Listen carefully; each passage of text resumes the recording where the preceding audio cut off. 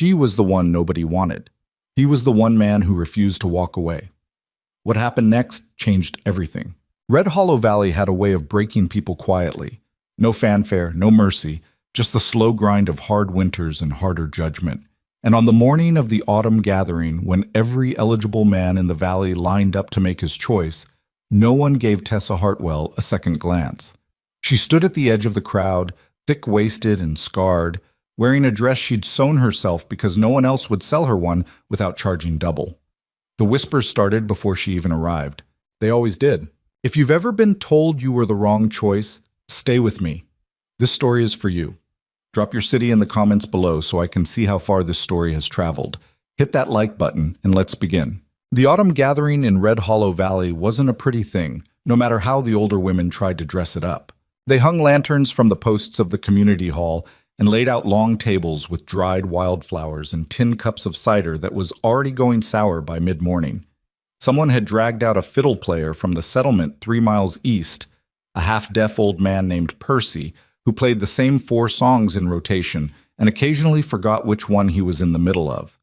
The dirt outside had been swept into neat lines, then immediately undone by the boots of 24 ranchers who came in from the surrounding hills before the dew had fully dried. It was, by any honest measure, a rough and practical event dressed up in the clothes of something nicer than it was. But nobody said that out loud. In Red Hollow Valley, you learned early not to say things out loud. The gathering happened every autumn, had for 11 years. It started back when the valley was barely a settlement, a dozen families scratched into the hillside, trying to hold on against bad soil and worse weather. Someone, no one remembered who anymore, had decided that the problem wasn't the soil or the weather. The problem was that too many men were trying to work land alone, and alone men made bad decisions, grew bitter, drank too much, and eventually abandoned their stakes. So the gathering began. Women from the surrounding territories, daughters of homesteaders, widows who needed a fresh start, women who'd come west with brothers or fathers and found themselves without direction, would come to Red Hollow for 3 days in October. The ranchers would meet them. Arrangements would be made. It was practical. It was unsentimental. And for 11 years, it had mostly worked. Tessa Hartwell arrived on the second morning of the gathering, which was already a strike against her in the minds of the women who'd come on the first day and had spent the night before the main event calculating their prospects. She came in on the back of a supply wagon sitting among bolts of wool and sacks of dried beans because she hadn't been able to afford the coach from Millhaven, and the wagon driver, a quiet Swede named Arnie, had let her ride for half a day's sewing work. She'd mended 3 shirts and rehemmed a pair of trousers before they cleared the ridge into the valley. By the time she climbed down from the wagon in front of the community hall, her fingers were already sore and her back ached from the bench, and she had a needle prick on her left thumb that was still bleeding slightly through the cloth she'd wrapped around it. She was 26 years old. She was broad-shouldered and thick through the middle in a way that wasn't fashionable and wasn't apologized for, because Tessa Hartwell had stopped apologizing for the shape of her body sometime around her 19th birthday, when she'd realized that no amount of apology was going to change it, and she had other things to spend her energy on. Her hair was dark and heavy, pinned up in a style that had been tidy at dawn and was less so now. There was a scar along the left side of her jaw, pale and slightly raised, running from just below her ear to the edge of her chin. She'd had it since she was 12. Most people's eyes went there first, and then quickly away, the way eyes do when they've seen something they've decided not to ask about. She had a canvas bag with her that held everything she owned worth carrying: a change of dress, her sewing kit, a bone-handled knife her father had given her, a small notebook with a broken clasp, and $11.40 in mixed coin. She stood in front of the community hall for a moment, took in the lanterns and the sour smell of the cider and the sound of Percy playing something that might have been a waltz if you were generous about it, and then she walked inside. The women who had arrived the day before had already sorted themselves into a loose social order, the way women do in any confined space when they've had a night to work with. At the good end of the long table near the front window sat the 3 Calloway sisters from up near the territorial line, tall, fair-haired women with good posture and new dresses, and the particular confidence of people who have been told their whole lives that they are exactly the kind of person other people want to see coming. They weren't unkind, exactly. They just had no reason yet to practice kindness toward Tessa Hartwell. And so they looked at her the way you look at something you haven't yet decided what to make of. Beside them sat a widow named Clara Briggs, perhaps 35, with a boy of about 4 clinging to her skirt and the tired, assessing eyes of someone who has survived enough to no longer be surprised. She gave Tessa a single direct look and a small nod, which Tessa returned.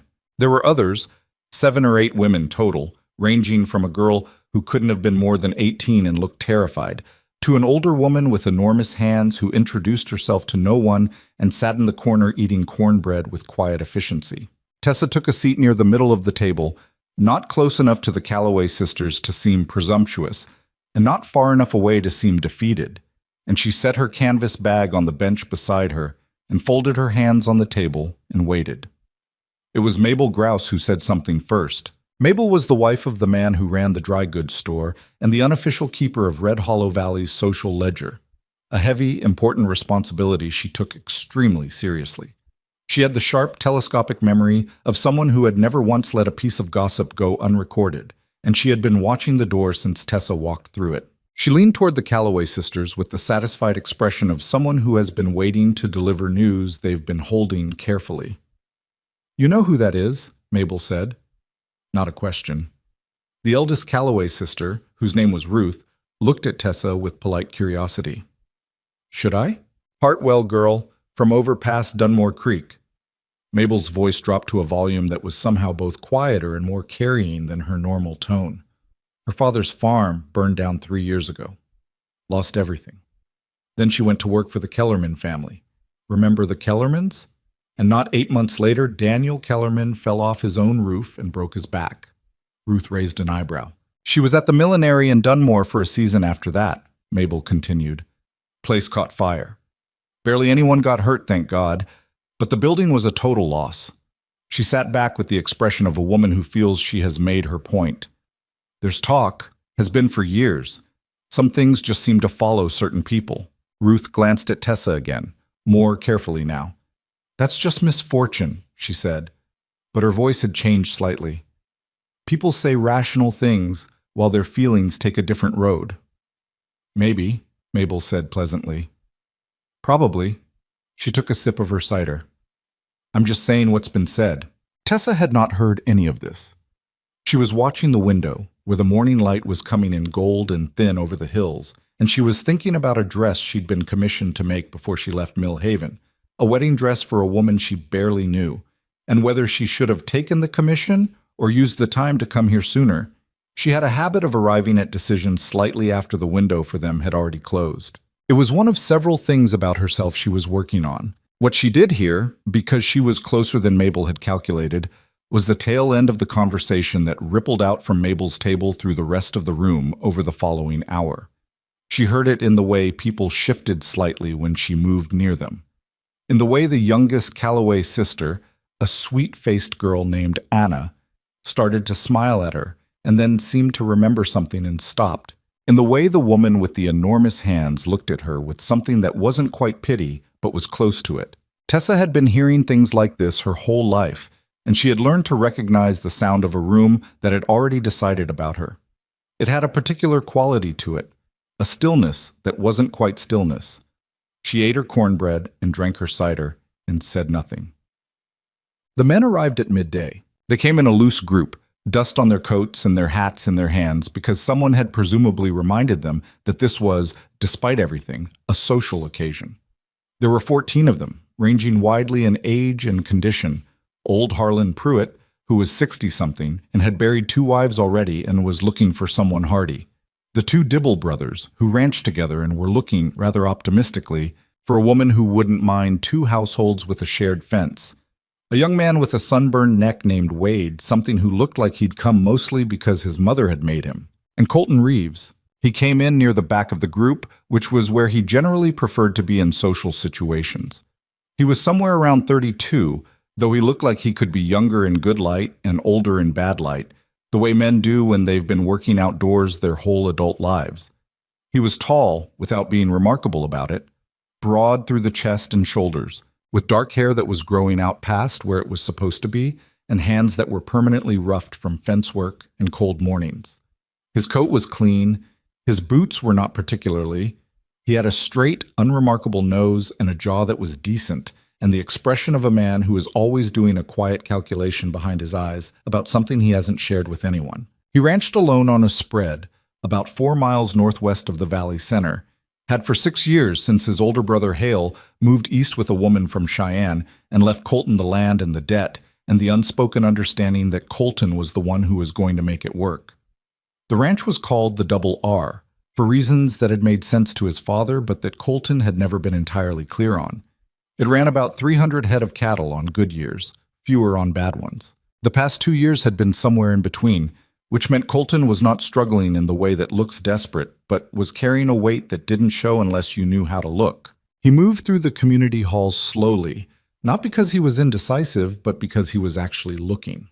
Several of the other men made their assessments quickly, with the frank efficiency of people buying horses. Age, constitution, temper, apparent from the set of the face. The Calloway sisters drew the most immediate attention. Ruth had already entered into what appeared to be a serious conversation with a rancher named Aldous Crane, who had the second best spread in the valley, and knew it. Colton drifted toward the window where the light was better, and that was where he first saw Tessa. She was sitting slightly apart from the rest of the women, not by a dramatic distance, but just enough. She had her sewing kit out.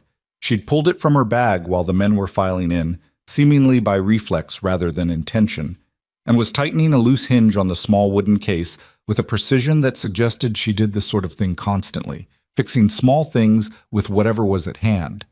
She wasn't performing for the room. She wasn't arranging herself to be seen. She was just sitting there, fixing her kit, and occasionally looking at the window with an expression he couldn't immediately read. He stood there for a moment, watching, which he realized a beat too late was probably strange, and then he looked away. He spoke to 3 or 4 other women over the next hour, doing what you were supposed to do at these events. He asked them the standard questions: where they were from, what they knew of ranch work, whether they had family nearby, and they answered him with varying degrees of frankness and performance, and he listened carefully and said the appropriate things back. But he kept coming back to the window. It was Hector Grouse, Mabel's husband, who found him there near the end of the afternoon. Hector was a decent man who had the misfortune of being married to someone significantly more interested in the world's business than he was, and who had long ago learned to manage this by doing a great deal of nodding and very little of anything else. He stood beside Colton at the window and looked out at the hills with his hands in his pockets. "You settling on anyone?" Hector asked. "Still looking," Colton said. Hector was quiet for a moment. "That woman you keep looking at," he said, with the particular tone of a man who has been sent to say something he didn't necessarily volunteer for. "The one near the end." "What about her?" Hector scratched the back of his neck. "Mabel says there's talk, some history that follows her around." He paused, seeming to search for the most neutral way to convey what was essentially a warning. 3 places she's been connected to have had serious trouble. Fire, accident, that kind of thing. Colton looked at him. "I'm not saying I believe it," Hector added quickly. "I'm just saying what Mabel said." "What's her name?" Hector blinked. That was apparently not the direction he'd expected the conversation to go. "Hartwell. Tessa Hartwell." Colton looked back out the window. "Tell Mabel I appreciate the concern," he said, which was a perfectly polite way of not taking the advice, and Hector recognized it as such and wandered off. He approached her near dusk, when the gathering was beginning to thin and the lanterns were coming on, and Percy had finally settled into something that was recognizably a song, chompang, rather than an approximation of one. He sat down on the bench across from her without asking first, which she registered with a slight tightening of her expression, and then he said, "I'm Colton Reeves. I ranch northwest of here." "I know who you are," Tessa said. "People have been pointing you out since this morning." He was not sure what to make of that, so he said, "What do they say?" She looked at him steadily. She had gray eyes, a shade he didn't have a particular name for, and they were direct in a way that was slightly disconcerting. "That you've got good land and you work it yourself, and you haven't found anyone who could put up with the conditions long enough to make it permanent." She paused. "The women here said it like it was a warning. I took it more as a description." "Fair enough," he said. He picked up the edge of her sewing kit, looked at the way she'd fixed the hinge. It was solid work. "You sew?" I sew for money, she said. I sew because I need to eat. He set the kit down. What else? She looked at him like he'd said something strange. What else what? What else do you do besides sew? She was quiet for a moment, and he had the sense she was deciding something. I keep records well, she said finally. I notice when things are off. Numbers, supplies. I notice patterns. She said it without pride and without apology, just as information. He nodded slowly. My bookkeeping is a disaster, he said. Most ranchers is.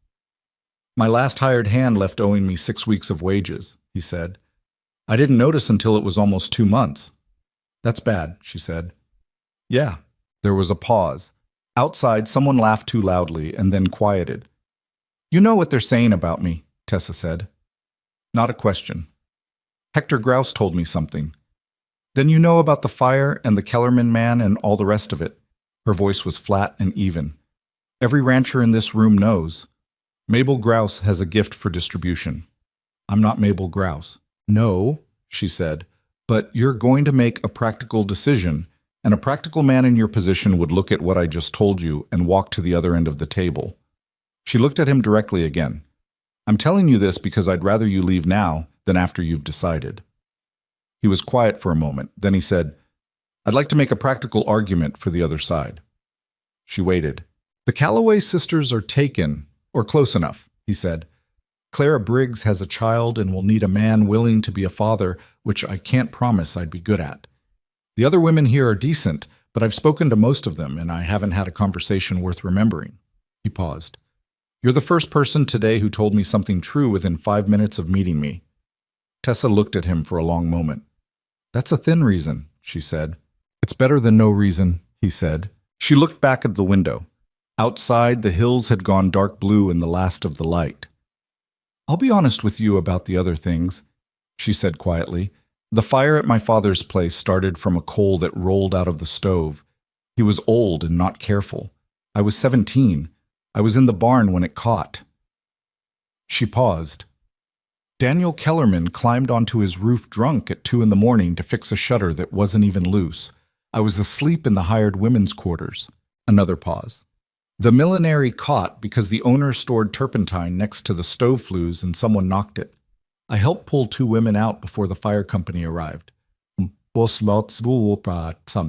She turned back to him. None of it had anything to do with me. But I've learned that it doesn't matter what the truth is if enough people have already agreed on a different story. Colton was quiet for a moment. All right, he said. All right, what? All right.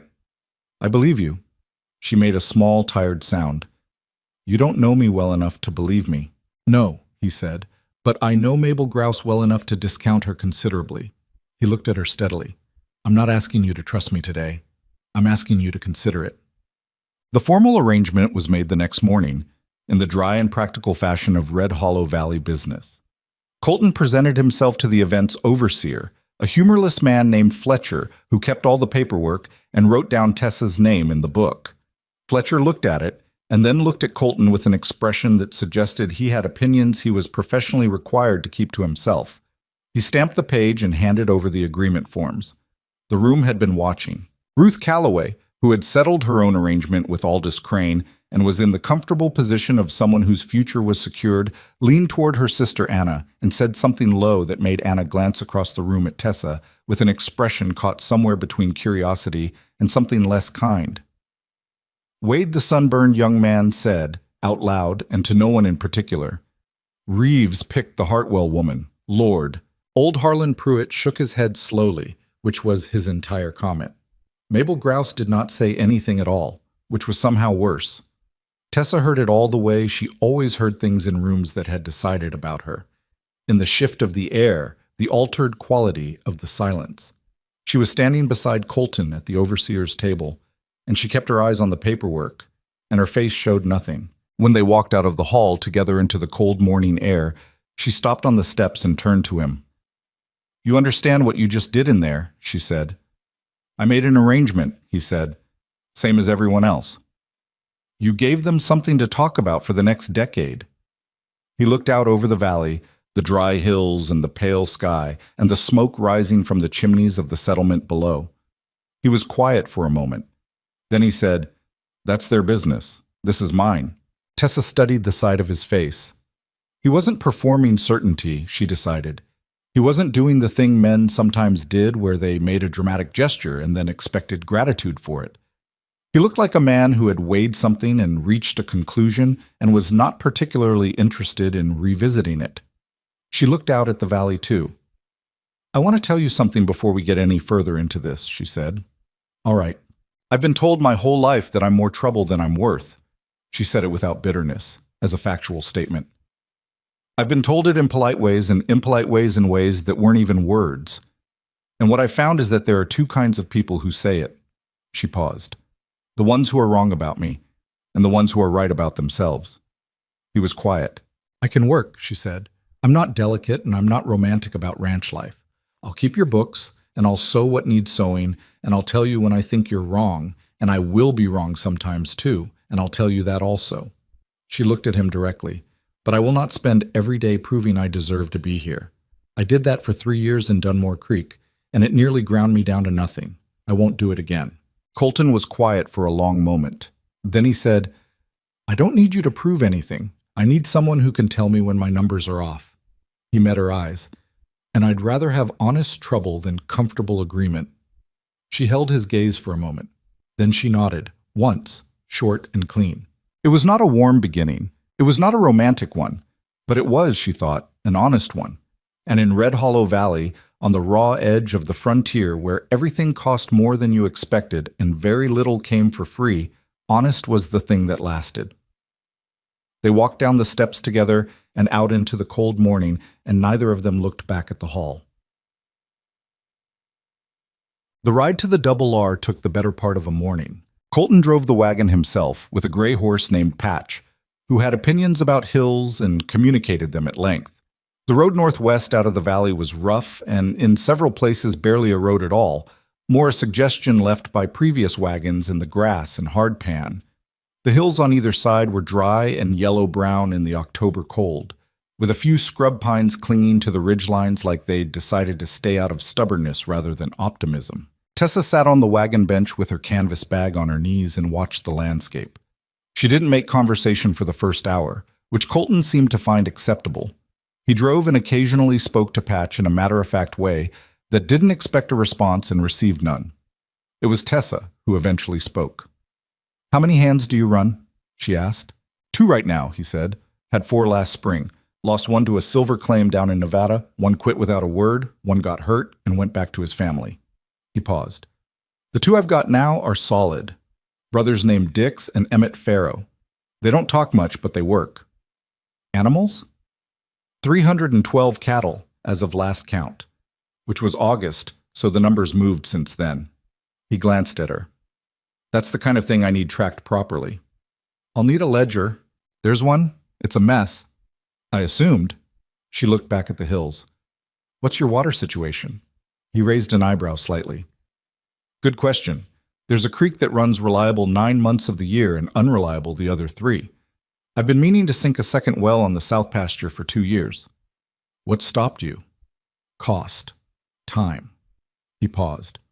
"Mostly cost." She nodded, said nothing more for a while. The Double R came into view from the top of the last ridge, a cluster of buildings in a shallow valley between 2 long hills, with the main house and a barn and several outbuildings arranged in the practical way of someone who built things to work rather than to be looked at. A smoke column rose from the house. The fencing was visible in long brown lines across the near pasture, and even from this distance Tessa could see a section of it that was listing badly to one side. "Bottom rails down on the east fence," she said. Colton looked. "Yeah, Emmett was supposed to fix that 3 days ago." His jaw tightened slightly. "Is he reliable?" "Usually." He frowned at the fence. "Usually." Tessa filed this away without comment. Is it? The house was better than she'd been bracing herself for, which was the most honest thing she could say about it. It was not large. 4 rooms, with a main area that served as kitchen and sitting space combined, a bedroom, a small back room that held supplies and smelled of lard and old leather, and a room off the north side that had been used for storage and was currently occupied entirely by broken equipment in various states of attempted repair. The floors were wood plank, uneven in places but intact. The stove was big and appeared functional. The windows were small but whole. It was dusty. It was sparse. There were 3 dishes, 1 pot, and a skillet that had been seasoned so many times it had the color of iron ore. There was a shelf with 4 books on it, their spines cracked and faded. There was a single chair by the stove and a table with 2 chairs pulled up to it and a bench along the far wall that might have been comfortable for someone shorter. Dix and Emmett Farrow were in the yard when they arrived. They were in their middle 20s, dark-haired, with the kind of faces that look similar enough to suggest relation without being identical. They looked at Tessa with the blank, assessing expression of men who have learned to form opinions slowly. "This is Tessa Hartwell," Colton said. "She'll be keeping the books and managing the house." Dix nodded. Emmett nodded. Neither of them said anything. "East fence," Colton said to Emmett. Emmett looked at the ground briefly. "I'll get to it this afternoon." "You said that Monday." "I'll get to it today," Emmett said. Colton went inside with the bags. Tessa stayed in the yard for a moment, looking at the 2 brothers. "I'm not here to make things difficult for you," she said. Dix looked at her with calm, dark eyes. "Didn't say you were." "No one in the valley will say it to your face either," she said. "But there'll be talk. It's already started. I just want you to know that what they say about me, the fires and the accidents, none of it is what they say it is." The 2 brothers looked at each other briefly. One of those exchanges that passes between people who know each other well enough to communicate in less than words. "We work for Mr. Reeves," Dick said finally. "Not for Red Hollow." It was a short statement. It was also, she thought, as much of a welcome as she was going to get, and it was more than she'd expected. She nodded and went inside. That first week was a kind of assessment, though neither of them named it that. Tessa took the ledger from the shelf where it had been shoved between a tack catalog and a section of broken harness, and she sat at the table for most of 2 evenings working through it. It was, as Colton had said, a mess. Not malicious, just the mess of a man who recorded things in good faith, but inconsistently, who sometimes wrote in the margins of other entries, who occasionally used the last pages as scrap paper for calculating fence post spacing. She worked through it from the beginning, reordering, cross-referencing, flagging the gaps. She found $17 she was fairly sure hadn't been properly accounted for. She found a month in the spring of the previous year where supply costs were roughly double what they'd been the month before and the month after, with no explanation she could immediately identify. She flagged that too. $17, she said to Colton on the 3rd evening, pushing the ledger across the table to him. He looked at it. Where was it? 3 different supplier payments logged twice. It's an easy mistake in messy books. She pulled the ledger back. The bigger question is March of last year. Your supply costs were $42 over what they should have been based on your winter stock and your consumption rate. Do you know what you bought that month? He frowned. He thought about it. I had a man named Casper Doyle working then. He handled most of the supply runs. Where is he now? Quit, end of March. He looked at her. You think he was skimming? I think the numbers are $42 wrong in a month he was running errands for you, she said. What you think it means is up to you. Colton was quiet for a moment, looking at the table. Then he said, I don't have a way to prove it now. No, but you know to watch for it. She turned back to the ledger. I'll have a full picture for you by the end of the week. He watched her turn back to the columns of numbers with a focused, slightly ferocious attention, her pen moving in small, careful marks. He thought about Hector Grouse warning him away from her. He thought about old Harlan Pruitt shaking his head. He thought that he had made, possibly, a reasonable decision. Done. The first incident came 11 days after Tessa arrived. She woke before dawn because she woke before dawn most mornings. An old habit from years of needing to get work done before the world had demands on her. And she went to the stove to build up the fire. The kitchen was cold in a way that felt wrong for the time of night, and she stood there for a moment trying to understand why. Then she realized. The smell, not fire, not smoke. Something chemical, faintly sharp, coming from the direction of the yard. She put on her coat over her nightdress and went to the door and opened it. The barn smell was wrong. She crossed the yard in the dark, moving fast, and pushed open the barn door, and what she found was the feed supply. 3 weeks of grain for the cattle, $60-odd worth of oats and mixed grain stored in the big wooden bins along the back wall, soaked through with what turned out to be a bucket of creek water that had somehow tipped or been tipped onto the bins from the loft above. Wet grain in a sealed barn in October didn't spontaneously combust, but it would mold inside a week and be worthless inside 2. She stood in the dark barn with a lantern and looked at the tipped bucket lying on the loft boards above her and tried to think clearly. Buckets didn't tip themselves. She woke Colton. He came out in the dark, looked at the mess, and spent several seconds not saying anything. "You think someone did this?" he said. "The bucket was at the back of the loft," she said. "I've been up there twice since I arrived. I remember it because it seemed like an odd place to leave it." She paused. "Could it have moved on its own?" He looked at the loft. Wind doesn't reach the loft unless the big doors are open. They weren't. "No," she said. They weren't. They stood there as the dark barn with the smell of wet grain heavy around them. Outside, the first gray of morning was beginning to show at the seam of the hills. "Could be nothing," he said. Not like he believed it. Like he was being careful. "Could be," she said. She pulled her coat tighter. "We should move what we can salvage to the dry store. And I'd like to know who was in the barn yesterday afternoon." He looked at her. "Dix and Emmett," she said. "Did anyone else come through?" "There was a man from the Aldous Crane spread," he said slowly. "Dropped off a message about the community fence repair. He came by in the afternoon." He paused. "I let him water his horse. He was in the yard maybe 10 minutes. "Near the barn?" Colton's jaw tightened. "I'm not accusing anyone," Tessa said. "I'm asking what you know." He looked at the ruined grain for another moment. Then he said, "Let's move the salvageable stock." They worked for 2 hours in the cold dark, she and Colton and the Farrow brothers hauling what could be saved to the dry store. They didn't speak much. The work was cold and messy, and the smell of wet grain was deeply unpleasant. And by the time the sun was properly up, Tessa's arms ached and her hands were cold through, and she had grain dust worked into the crack on her thumb that had finally stopped bleeding. She went inside and made coffee and stood at the stove with the cup in both hands and tried to arrange what she knew into something with a shape. Feed ruined. East fence damaged. Supply records off by $42. A hired hand who left in March with no warning. She thought about patterns. She'd always been good at patterns. Her mother had said it was a curse. You see the thread in everything, Tessa, and half the time there isn't one. But her mother had also died of a fever because she hadn't noticed that the town's water source had been contaminated for 3 weeks before anyone thought to look. Maybe there was no thread. Maybe it was a wet October and an old bucket and a man who ran a sloppy ledger. She drank her coffee and kept thinking. Through the window, she could see Colton standing in the yard looking at the hills to the north. He had his hands in his coat pockets and his hat pulled low, and he stood very still for a long time, the way a man stands when he is trying to see something he doesn't have enough information yet to make out clearly.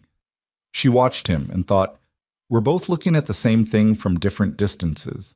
That, more than anything so far, felt like the beginning of something. On the 12th day, the first of the valley's neighbors came to call. It was Aldous Crane himself, which was notable. Aldous Crane did not generally make social calls. He had the best ranch in the valley and the bearing of a man who expected the world to come to him, which it generally did. He rode up on a big black gelding and dismounted with the smooth ease of a large man who was comfortable in his body, and he shook Colton's hand in the yard with the particular warmth of a man who needs something. Tessa watched from the kitchen window. "Word in the valley," she could hear Aldous saying. She cracked the window slightly. It was a thing she'd learned, that women who listened from windows were called sneaky, and women who didn't listen to anything were called foolish. "About your choice at the gathering," Aldous was saying. "Colton, you know I've got no quarrel with you personally. You've been a good neighbor, but there are men who are talking." "Let them," Colton said. Aldous paused. He wasn't a man used to short answers. "You know what's said about that woman." "I know what Mabel Grouse says." Aldous looked out over the yard, his eyes moving over the barn, the outbuildings. His expression was difficult to read. "You had trouble with your feed stock recently." Colton was very still. "Where did you hear that?" Aldous spread his hands. Valley talks. Point is, men are going to see that kind of thing and connect it, whether it's fair or not. Is that a warning? It's a statement of fact. Aldous looked back at him with an expression that might have been genuine concern or might have been something else arranged to look like it. Some of the men at the eastern end of the valley are talking about approaching Fletcher about the community arrangement, whether certain people should be permitted to, if any man has business with me, he can come say it to my face, Colton said. His voice had gone very flat, the particular flatness of someone choosing precision over volume. I'd thank you not to carry messages that weren't sent. Aldous looked at him for a long moment. Then he put his hat back on and nodded once. You're a stubborn man, Colton. I'm an informed one, Colton said. Appreciate you stopping by. He watched until Aldous and the black gelding were back up the ridge road and out of sight. Then he turned and walked to the house. Tessa was at the table when he came in, the ledger open in front of her, her pen in her hand. She looked up. What did he want? She asked. Colton pulled the other chair out and sat down heavily. He ran a hand through his hair. To tell me the valley is talking. I heard. She set her pen down. I'm sorry. Don't be. I'm not sorry for me, she said. I've heard worse. I'm sorry you're in it. He looked at her across the table. I knew what I was walking into. Knowing it and living it are different things. He was quiet for a moment. Then he said, Did you notice anything about his eyes when he was looking at the yard? She thought about the window, the angle of Aldous' gaze. He was looking at the barn specifically, she said, and the south fencing. Colton nodded slowly. Yeah, he said. I noticed that too. They looked at each other across the table in the thin autumn light. Tell me what you know about Aldous Crane, Tessa said. Colton leaned back in the chair and said, Let me think about where to start. Outside, the wind came down from the northern hills and moved across the dry grass of the pasture, and the fence posts leaned slightly in it, and the double R sat in its hollow between the hills and waited for what was coming. It was coming. She could feel it the way she felt patterns, not yet visible, but already there, already laid into the structure of things by someone who had been planning for longer than anyone had noticed. She picked up her pen. She started a new page in the ledger. At the top, in her careful, precise hand, she wrote, Things that don't add up. And she began to list them. The list on the new ledger page grew slowly, the way a bruise develops. Not all at once, but spreading, darkening, until you couldn't ignore the shape of it anymore. By the end of the third week at the double R, Tessa had 7 entries. By the end of the fourth, she had 11. She didn't share all of them with Colton right away, partly because she wasn't certain enough yet, and partly because she'd learned early in life that presenting half-formed suspicions to people who weren't already looking for them generally accomplished nothing except making you look unstable. She'd been called unstable before. She had no interest in earning it. The entries were small things, individually. A section of the north fence that had been repaired in September and was already coming apart again, in a way that looked less like poor work and more like something had been worked loose from the outside. 2 cattle missing from the far pasture. Colton logged it as strays, which happened. But when Emmett rode the perimeter, he found no gap in the fence they could have pushed through. A supplier in Millhaven who sent a delivery short by 2 sacks of salt, and when Tessa wrote to query it, replied that the manifest showed full delivery and that the signature on receipt was Colton's. Colton had not signed for that delivery. He'd been mending the creek bank all morning and hadn't left the property. Someone had signed his name. She put that one in the ledger with a double mark beside it, which was her notation for this one, matters most. It was a Tuesday in early November when the first worker quit. His name was Burl, and he'd come on 2 weeks after Tessa arrived, hired to help with the late-season fence repairs that Emmett hadn't finished, and wasn't going to finish alone before the ground froze. He was a quiet man, mid-40s, who worked steadily and ate his meals without complaint and had never said a single word to Tessa, either positive or negative. She had appreciated the neutrality. He found Colton in the barn on a Tuesday morning and said he was leaving. That was it. No explanation that amounted to anything. He said something about a cousin who needed help south of the territory, which had the texture of a reason that had been assembled quickly rather than grown naturally.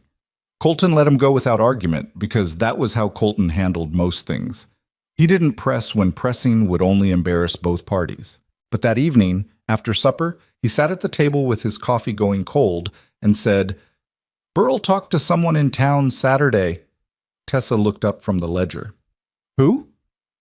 "Don't know. Emmett saw him outside the feed store talking to a man he didn't recognize.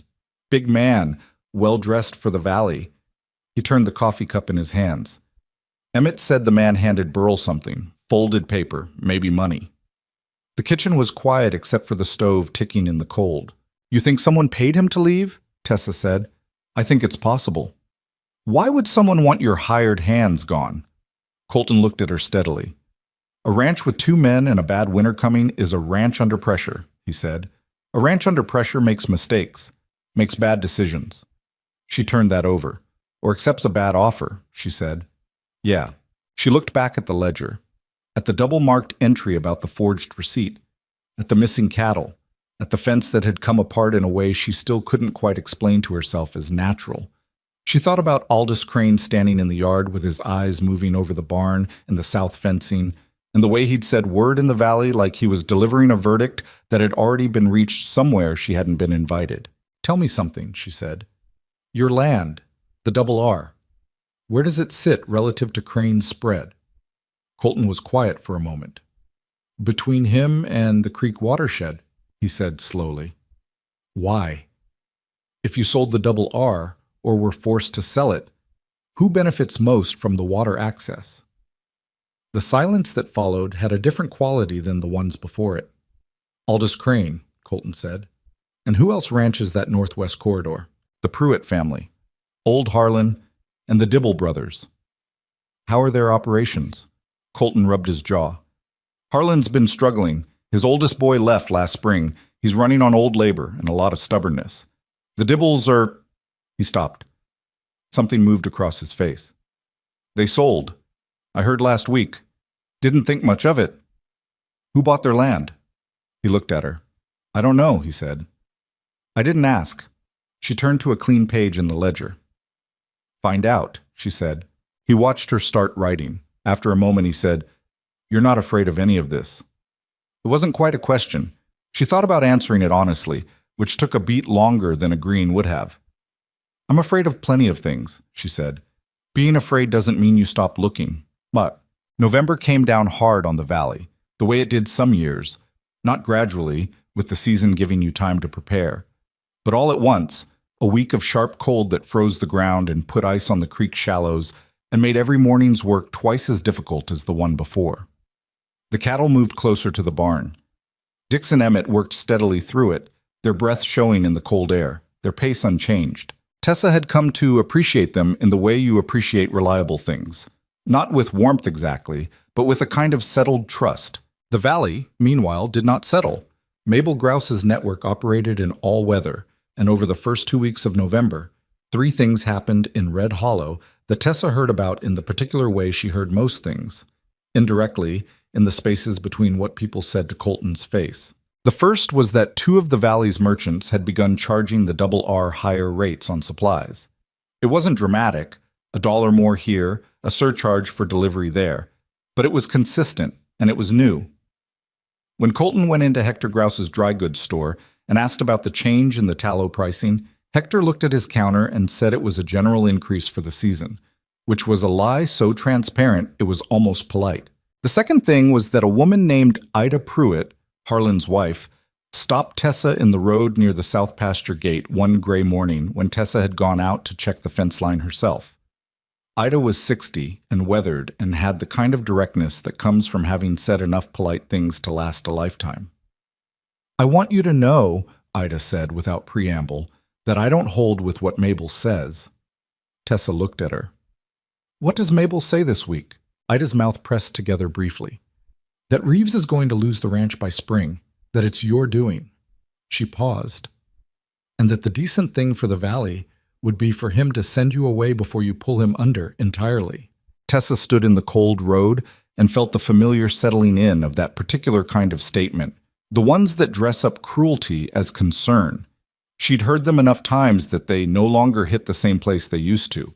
They'd moved from the chest to somewhere lower and less vital. "I appreciate you telling me," she said. "I'm not telling you to be kind," Ida said bluntly. I'm telling you because Harlan's been approached about his land twice in the last month, both times by men he doesn't know. Men who said they were representing a development interest out of the territorial capital. She looked at Tessa steadily. He didn't sell, but he's thinking about it. Tessa was very still. What kind of development interest? Agricultural consolidation, they called it. Ida said it the way someone says a phrase they've memorized because it didn't make sense to them, but seemed important. Said they were buying parcels all through the Northwest Corridor, assembling a large holding. Agricultural consolidation, the Northwest Corridor. The double R sitting directly between Crane's Spread and the Creek watershed. Thank you, Ida, Tessa said. Ida looked at her for a moment more, some assessment running behind her eyes. You're not what I expected, she said, which was not quite a compliment, but was close enough. Then she turned and walked back up the road toward the Pruitt property, her coat pulled tight against the cold. The third thing that happened in November was that someone cut the water line from the creek feeder to the south pasture trough. This was not ambiguous. This was not a rusted fitting or a frost crack. The line had been cut cleanly, with a blade, at the point where it crossed under the access road. Colton found it on a Thursday morning when he went to check the trough levels and found them dry. He followed the line back and crouched over the clean cut in the cold mud and stayed there for a long moment without saying anything. When he came inside, his expression had a quality to it that Tessa had not seen before. Not anger exactly, but something underneath anger, something colder and more considered. It was cut, he said. I know, she said. She'd seen him come back across the yard. She'd read it in the way he was moving. He sat down at the table. He didn't take his coat off. This isn't bad luck, he said. No. Someone is doing this deliberately. Yes. She opened the ledger to the page with the double-marked entries. She put it in front of him. All 11 points laid out in her neat, careful hand. The fence, the grain, the missing cattle, the forged receipt, the water line. Beside each entry, dates and any corroborating details she'd been able to gather. He read through it without speaking. When he finished, he sat back and looked at the ceiling for a moment. How long have you been tracking this? He said. Since the second week, she said. He looked at her. Something moved across his face that she couldn't immediately name. You didn't tell me. I wasn't sure enough. She met his eyes. I'm sure now. He looked back at the list. The forged receipt. That's a crime. Yes, if we can prove it. How do we prove it? I've already written to the supplier, she said. Ask them to send over a copy of the signed manifest. When it arrives, we compare the signature to yours. She paused. But I don't think the supplier is involved. I think someone intercepted the delivery, signed for it, pocketed the difference, and waited to see if anyone noticed. Casper Doyle, Colton said. Possibly. But Doyle left in March, and this receipt is from October. She folded her hands on the table. Someone active, someone who still has access to your supply routes. Colton was quiet for a long time. The stove ticked. Outside, the wind moved through the eaves in a low, continuous sound. Aldous Crane, he said. He has motive, she said carefully, and the means to hire men who don't get noticed, but I don't have proof. Then we get proof. It's not simple, she said. If we go to Fletcher or the Territorial Authority with a list of suspicious events and a theory about a neighbor, they'll do nothing. We need something harder than patterns. She looked at him. I need you to trust me to keep building the case. He looked at her across the table for a moment. I trust you, he said. She didn't let herself react to that in any visible way, which took a small effort. There's one more thing, she said. She pulled the ledger back and turned to the last entry, the one she'd added that morning before he found the water line. I've been going over the Valley Land records, the ones filed with the county seat. Emmett rode out to get copies last week. I didn't know about that. I asked him not to say anything until I was sure what I was reading. She turned the ledger to face him. 3 properties in the Northwest Corridor have transferred in the past 8 months. The Dibble brothers' place, a small homestead north of the Pruitt line that belonged to a widow named Cassie Farrell, and a parcel your father sold off in 1871 that borders your east fence. Colton stared at the page. The Farrell place? Cassie sold? In September. The buyer is listed as a land company registered out of the territorial capital. She put her finger on the name she'd copied from the record. Redstone Agricultural Holdings. The name meant nothing to her. She watched to see if it meant something to him. His expression changed in a way that was subtle but real. Redstone, he said. You know it? I've heard it. He was quiet, working something back. There was a man at the Valley meeting last spring. Fletcher introduced him as a land agent from the capital, said he was just observing, interested in the region's growth. He paused. His name was Redstone, Marcus Redstone. Tessa looked at him. He sat next to Aldous Crane the whole meeting, Colton said. They didn't introduce themselves to each other. They didn't need to. He looked at the ledger page, at the careful handwriting, at the shape of the thing she'd been building. They already knew each other.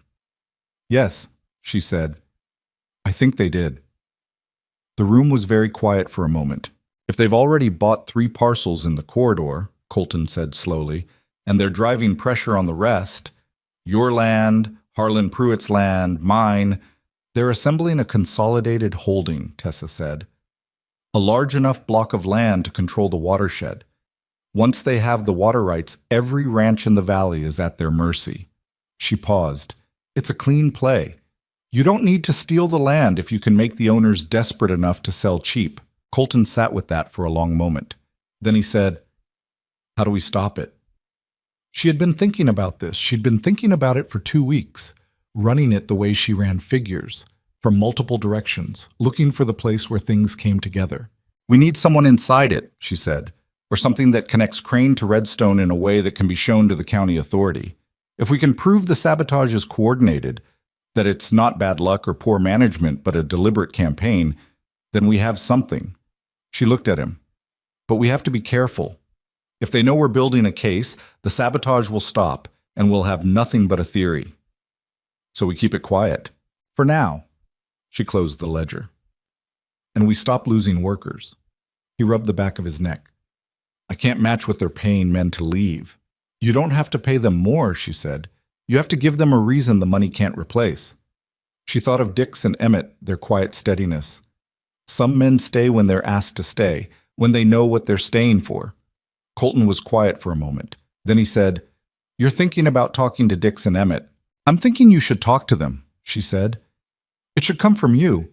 But yes. He looked at her steadily. You've been running all of this alone, he said. For 3 weeks. Someone had to. Tessa, I'm not saying that to reproach you, she said, with a patience she genuinely felt rather than performed. I'm saying it because that's how I work. I gather before I speak. She met his eyes. But I'm speaking now, and I need you in it with me.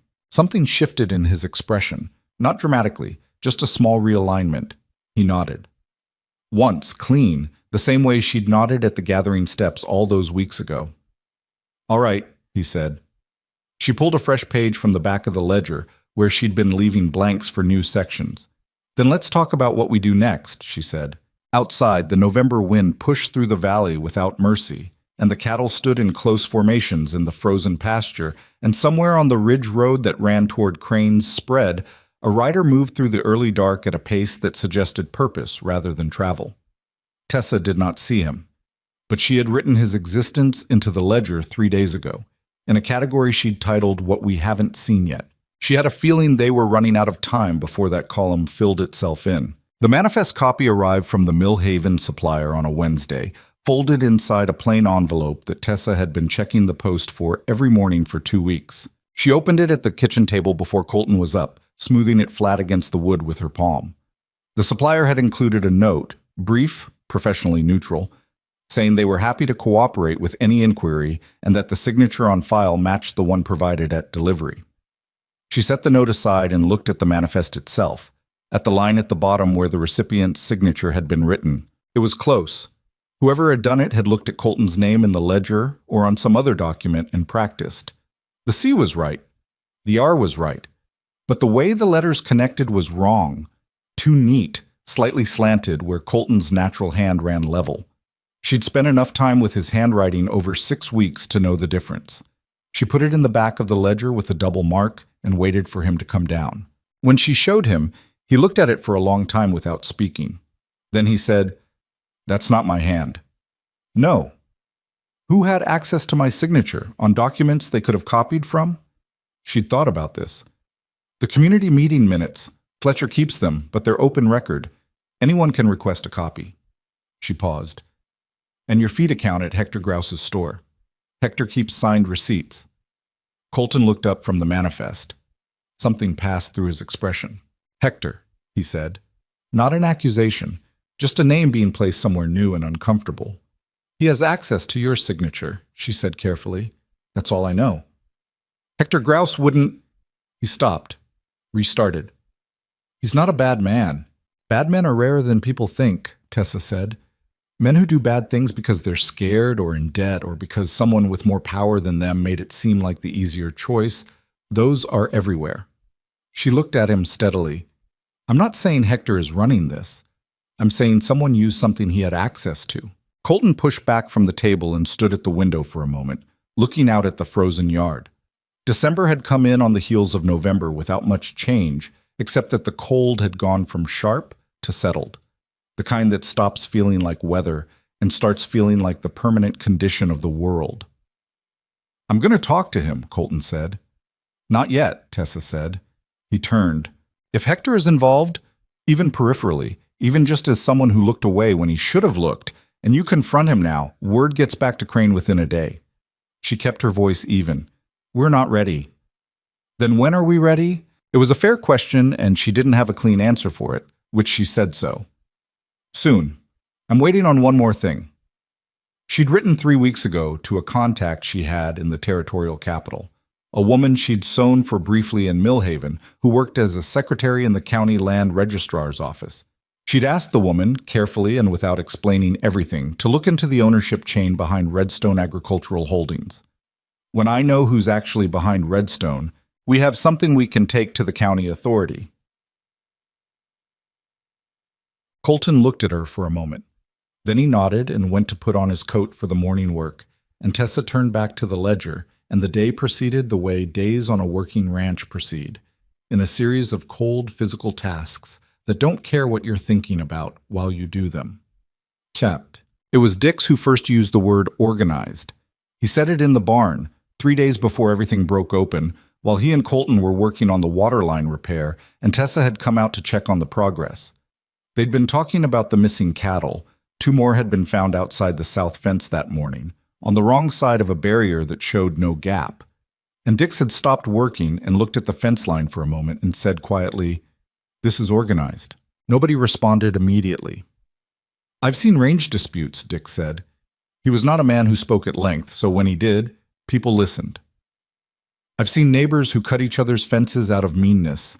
I've seen men let their stock wander into somebody else's grass on purpose." He paused. "This isn't any of that. This is a plan. Somebody's running a plan against this ranch." "Yeah," Colton said. Dix looked at him. "You've known." For a while, Emmett, who had been working steadily on the line fitting without appearing to participate in the conversation, said, without looking up, "Who?" "We have a theory," Tessa said. "We don't have proof." Emmett straightened up and wiped his hands on his trousers. He and Dix exchanged the brief wordless communication they were always exchanging. Then Emmett said, "What do you need from us?" It was exactly what Tessa had told Colton he would say, or something like it, and she felt no satisfaction in being right. Just a small settling relief that the people around her were turning out to be who she'd assessed them as. "I need your eyes," she said. "Both of you. Anyone who comes onto the property that isn't regular. Anyone on the Ridge Road who doesn't have business being there. I need to know." She looked between them. "And I need you to say nothing to anyone in the valley about what you've seen or what we're doing. Not in the feed store, not at the community post, nothing." Dix looked at her steadily. "You think someone in the valley is feeding information back?" "I think it's possible." She paused. "The incidents on this ranch happen at intervals that suggest someone knows our routines. When Colton's away, when the barn is empty, when supply deliveries are expected." Emmett said, "Burl." They all looked at him. "Burl knew the schedule," Emmett said simply. "Before he left, he knew when deliveries came in, when you rode the south pasture." He shrugged, the gesture of someone stating an obvious thing they assume everyone already sees. "Could have passed it along." Tessa made a note. The letter from the territorial capital came on a Friday afternoon, 4 days into December. Tessa read it twice at the table before she said anything to anyone. Redstone Agricultural Holdings was registered in September of the previous year, more than 14 months ago, which was a full 5 months before any of the land purchases in the Northwest Corridor and a full year before the first incident at the Double R. The registration listed 2 principals. The first was a man named Marcus Redstone, which they already knew. The second was a silent partner whose name was listed in the secondary filing, a document her contact had to dig for specifically. Aldous Crane, not a theory, a fact, in the county record. She sat with it for a moment. This thing she'd been building toward for weeks now arrived in solid and heavier than she'd expected. She found Colton in the barn. She showed him the letter. He read it standing up in the gray afternoon light coming through the barn door. She watched his face, the slow, controlled way the information moved through him, the tightening along his jaw, the long exhale that followed. 14 months, he said. At least, possibly longer before the official registration. He was planning this before last winter. He looked at the letter again. Before the gathering, before you came here. He paused. The man he sent to the gathering to drop off the message. He was looking at the barn. Assessing, she said. He handed the letter back. His hand was very steady, which she recognized as the kind of steadiness that costs something to maintain. This goes to the county authority. It does. But I want to have everything together when it does. The manifests, the land records, the letter. A complete picture. She folded the letter carefully. If we go with pieces, they'll pick it apart. If we go with everything at once, it's much harder to dismiss. How long? A week, maybe less. She looked at him. Can you hold it together for a week? He looked out at the pasture, the cattle moving slowly through the frozen grass, his land running out to the ridge in the cold gray afternoon. Yeah, he said, I can hold it. He was wrong about the week. They had 4 days. Down. It started with the wind. The storm came down from the north on a Tuesday night with very little warning. The sky went from the usual flat gray to a specific greenish black that anyone who'd lived through a plains storm recognized as serious.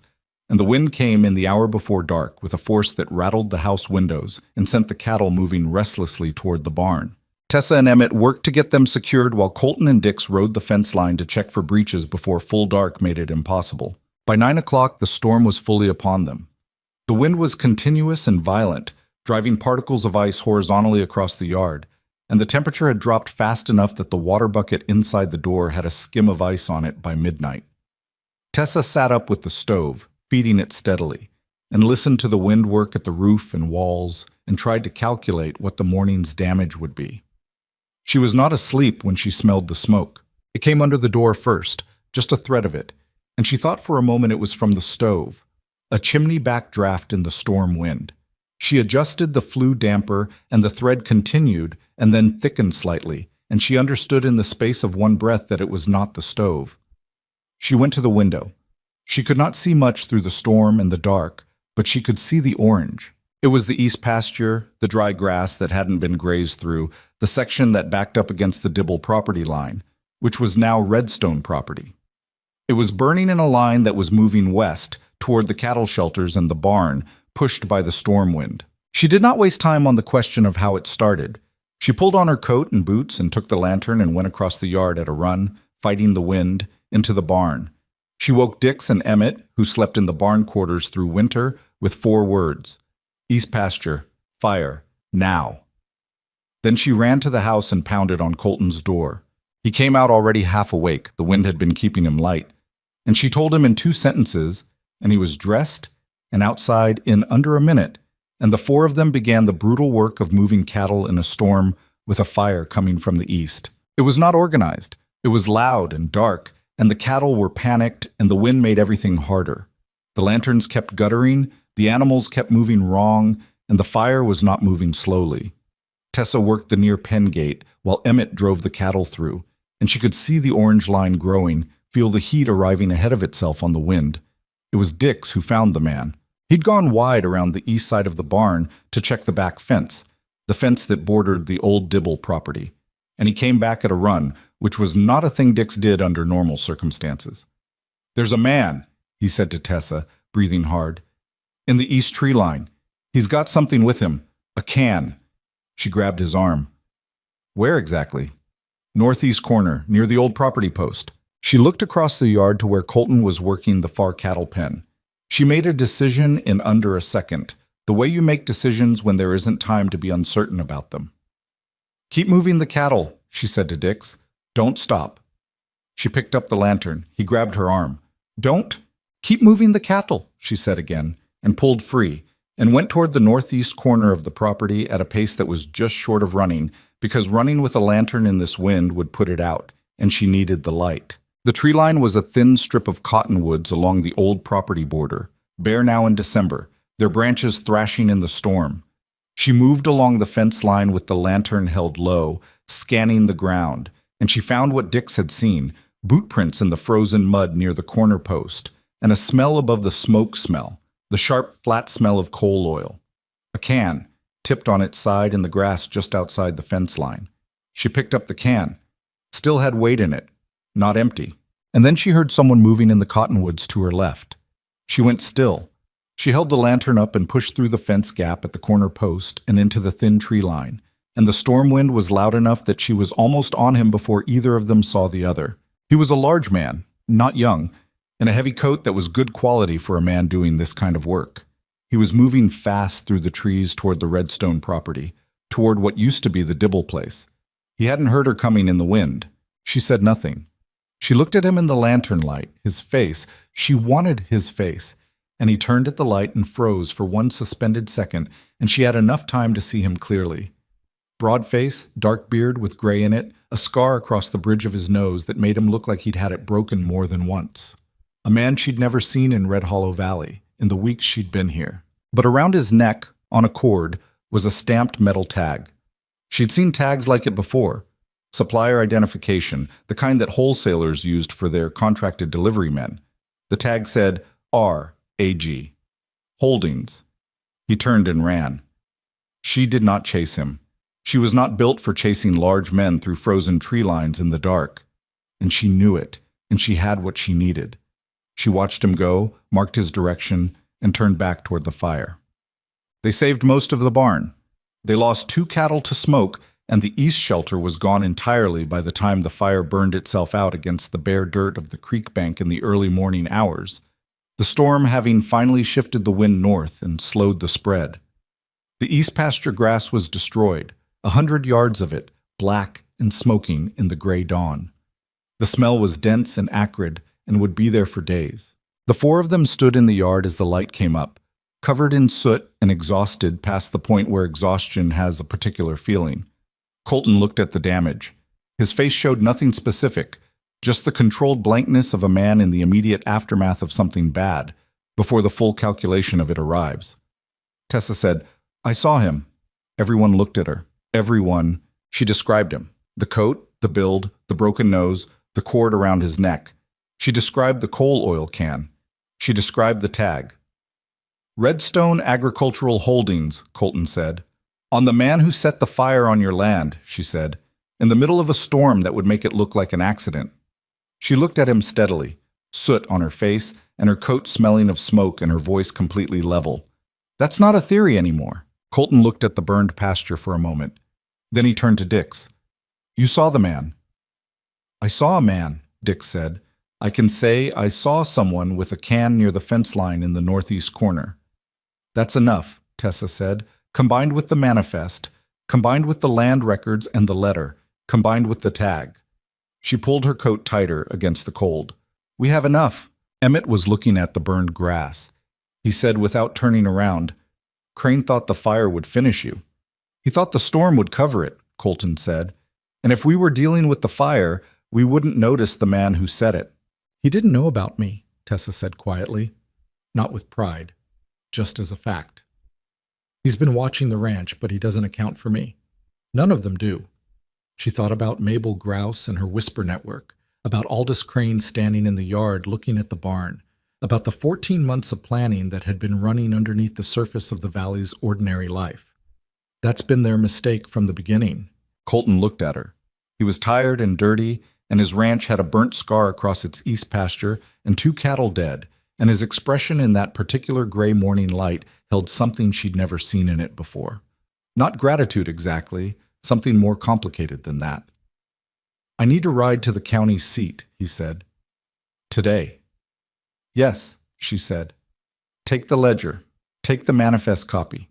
Take the letter." She paused. "Take Dix as witness." He nodded. He looked at the burned land one more time, then looked away from it. "Can you and Emmett hold things here?" "We've been holding things here," she said.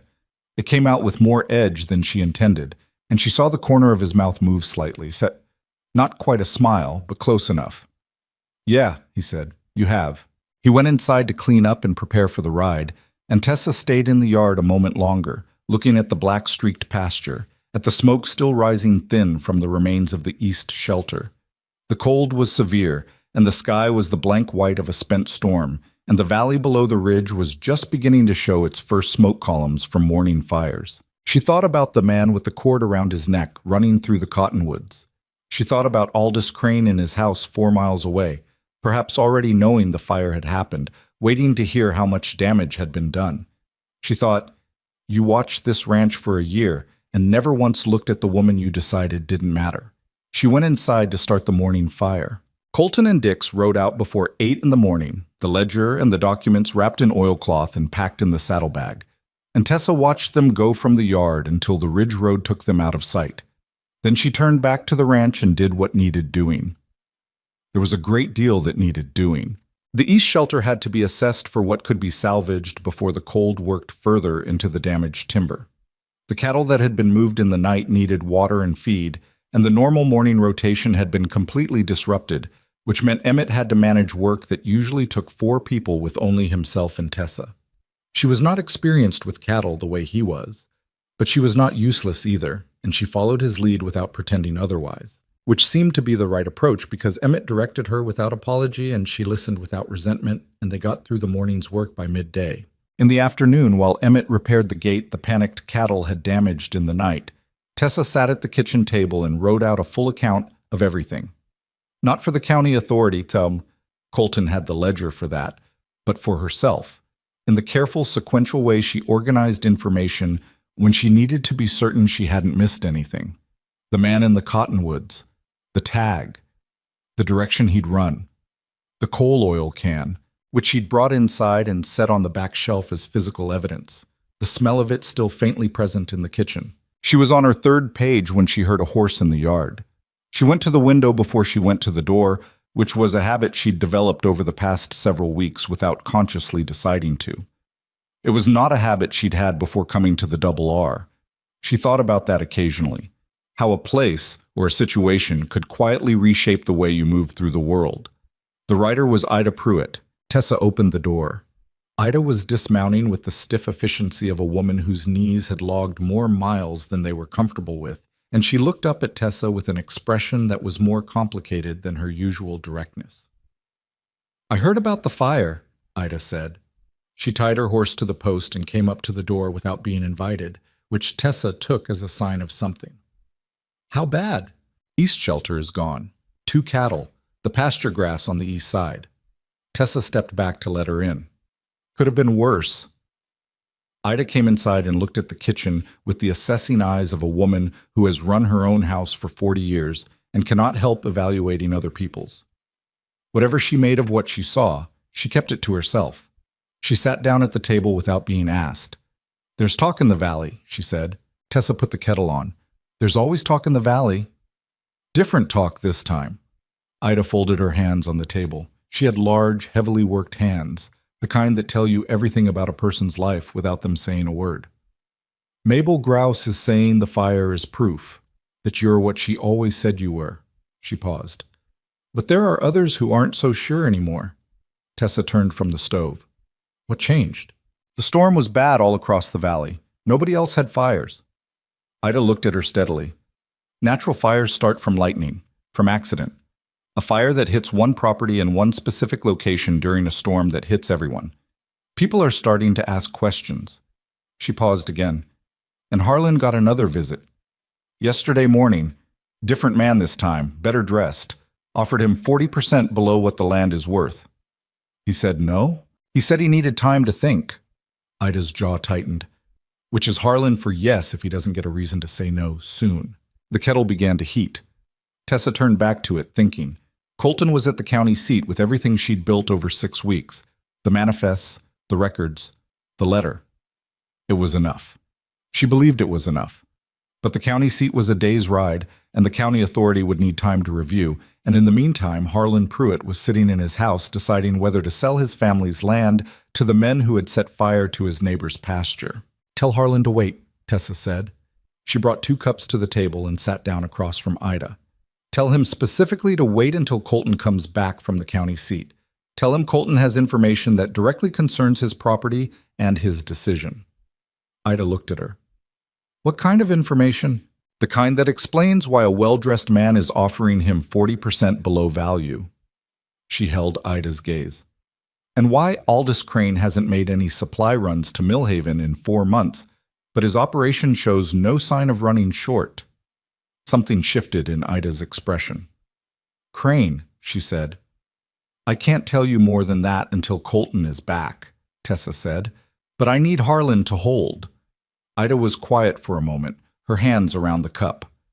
"You've been building something," she said. "Yes. How long?" "Since the 2nd week." Ida looked at her with an expression Tessa couldn't immediately categorize. It wasn't quite respect, wasn't quite apology, was somewhere between the two in territory that didn't have a clean name. "Mabel's going to look like a fool," she said finally. "I'm not interested in Mabel looking like anything," Tessa said. "I'm interested in the ranches in this valley staying in the hands of the people who built them." Ida drank her tea. She didn't say anything for a moment, and Tessa didn't fill the silence, and the kitchen held the comfortable quiet of 2 women who understood each other well enough not to need to talk constantly. "I'll tell Harlan," Ida said finally. She stood, set down the cup, pulled her coat straight. "You're a different thing than what they said you were." "Most people are," Tessa said. Ida almost smiled. It was a near thing. Then she went out to her horse and rode back down the ridge road, and Tessa stood in the doorway, watching her go, and thought about Harlan Pruitt in his cold house, and hoped it would be enough. Colton came back late the following afternoon, earlier than she'd expected. She heard the horse on the ridge road and was at the door before he'd dismounted, and she read his face immediately.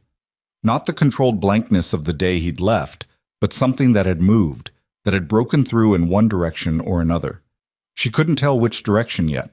He came inside, took off his coat, sat down at the table. He looked tired in the specific way of a man who has held himself together through something difficult and is now allowing himself to stop holding. "They took it," he said. She sat down across from him. "All of it?" "They went through every piece, the manifest, the land records, the letter, the coal oil can. I went back to get it before I left." He looked at her. "Your account of the man in the tree line, your description of the tag, and the county sheriff is a man named Artis Webb." He rubbed his face with both hands. "I've met him twice before. Solid man, not easy to impress." He went through the ledger page by page. He paused. He said it was the most organized presentation of evidence he'd received in 11 years of office. Tessa said nothing. "He's sending men to the Redstone property and to Crane's spread today," Colton continued. "He's also contacting the territorial authority about the land company registration because 2 of the purchases may have involved fraudulent representations to the sellers." He looked at the table. "Cassie Farrell, the widow. She may have been told something about the land's water rights that wasn't true. She was deceived into selling. Possibly. Webb's going to look at it." He was quiet for a moment. "He also wants to speak to you directly. He wants your testimony about the man in the cottonwoods." "When?" "He'll come here. He didn't want you riding to the county seat alone, given what's happened." He glanced at her briefly. His words. She sat with that for a moment. The small, practical consideration of a man she'd never met, arranging things so she didn't have to travel alone in a situation someone had made dangerous. It was a minor thing. It landed somewhere anyway. "What about Crane?" she asked. Colton's expression moved. "Webb went to his property this morning before I left the county seat. I waited for word." He paused. "Crane was home. Webb spoke to him directly." His jaw tightened. He denied everything, said the land company was a legitimate investment, said the sabotage claims were baseless, said he'd never heard of the man with the broken nose. Of course he did. But the man with this broken nose was found. Colton looked up. Webb had a deputy asking around at the way stations between here and the territorial capital. Man matching your description was seen at the Clearwater station the morning after the fire, heading southeast. Deputy tracked him to a boarding house in Dunmore Creek. He paused. His name is Roy Belcher. He's a hired man. Webb knows him. He's been connected to 2 other property disputes in the territory over the past 3 years. Never charged. Never had anyone who could identify him with evidence. Until now, Tessa said. Until now. Colton looked at her steadily. Belcher had the cord in his coat pocket. Still had the tag on it. He paused. He's in county custody. The kitchen was very quiet for a moment. Tessa became aware that her hands, folded on the table, were not quite steady. She pressed them flat against the wood and waited for it to pass. It took a moment. It's not finished, Colton said. He was watching her. Crane's lawyer is already involved. This will take time. County proceedings, the territorial authority, the land company investigation. It won't be over in a week. I know, she said. And in the meantime, the Valley still talks. The Valley will always talk, she said. That's not the same as being wrong. He was quiet for a moment.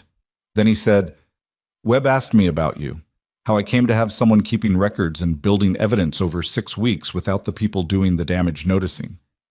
He looked at her with a directness she'd come to recognize as the particular way he expressed things he found difficult to say casually. I told him you were the smartest person on my property. She looked back at him. What did he say? He said he could tell from the ledger. She let out a short breath that was not quite a laugh, but was related to one. She looked at the table for a moment. Then she said, I need to tell you something. All right. When I was in the cottonwoods, when I saw that man, she paused, choosing the words with the same care she chose everything. I was frightened. I want you to know that. I'm telling you because I've let you think I'm steadier than I am.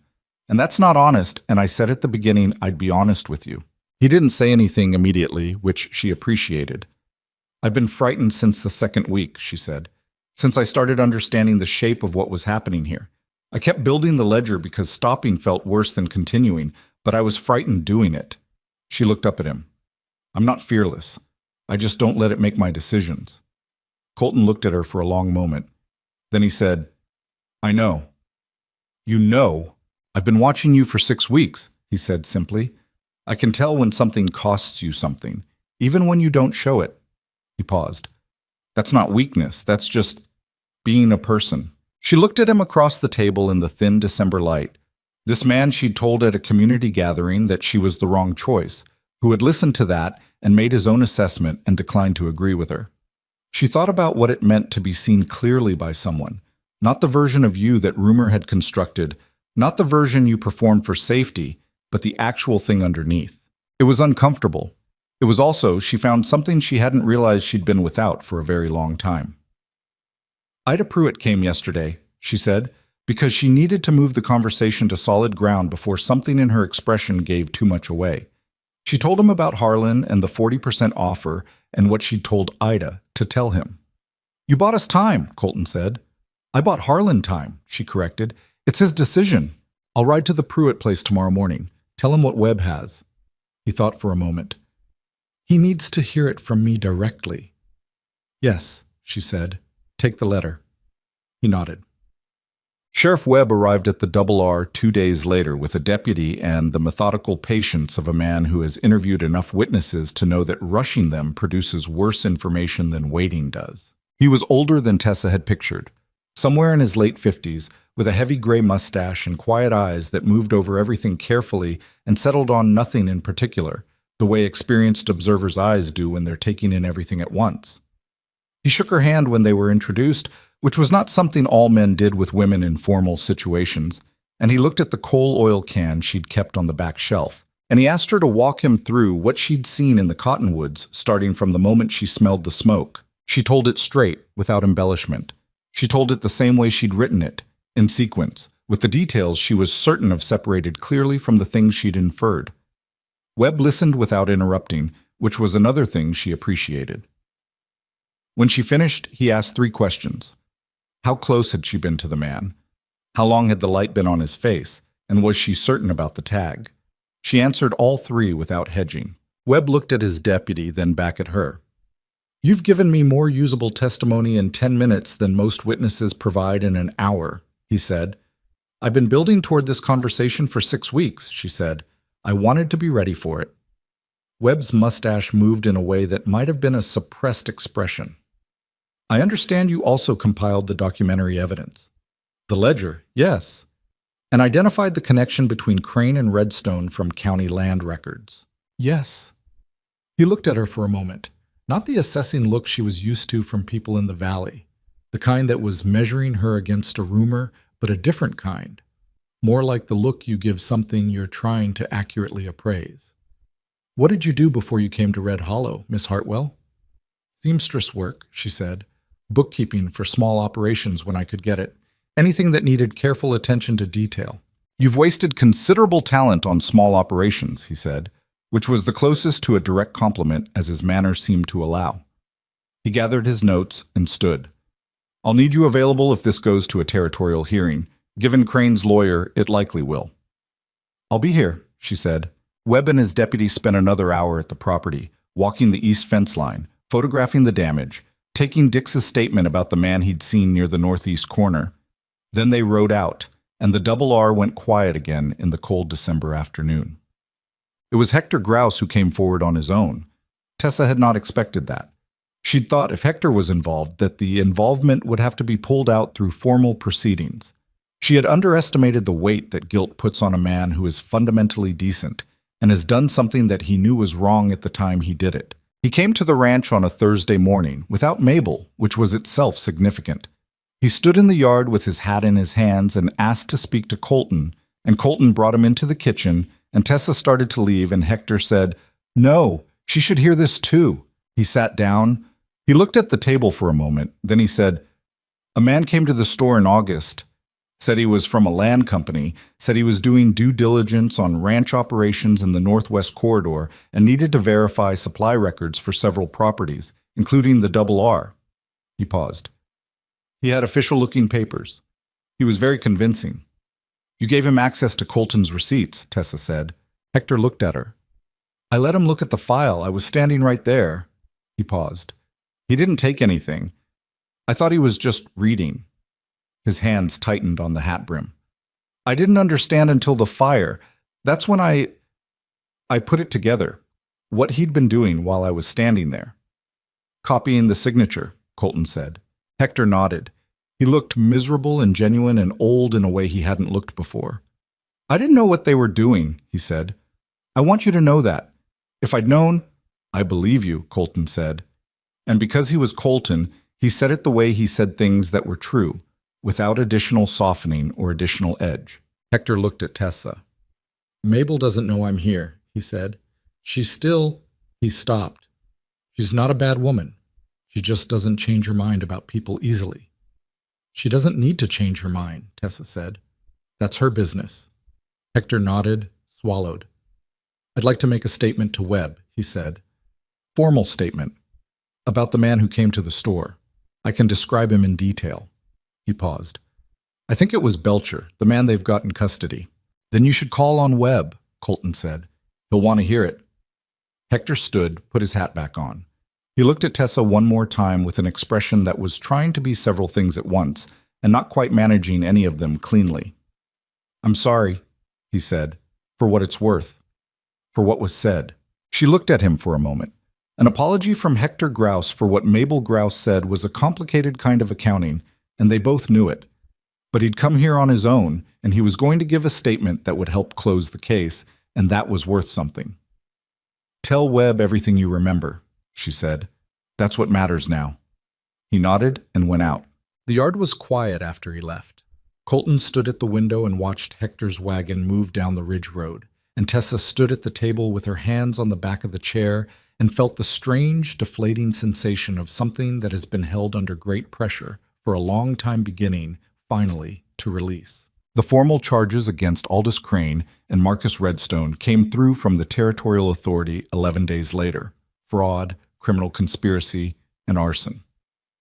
Roy Belcher, facing a much longer list and a much smaller ability to pay lawyers, had already provided a detailed account of who had hired him, what he'd been paid to do, and the 3 previous properties where he'd done similar work for Redstone Holdings.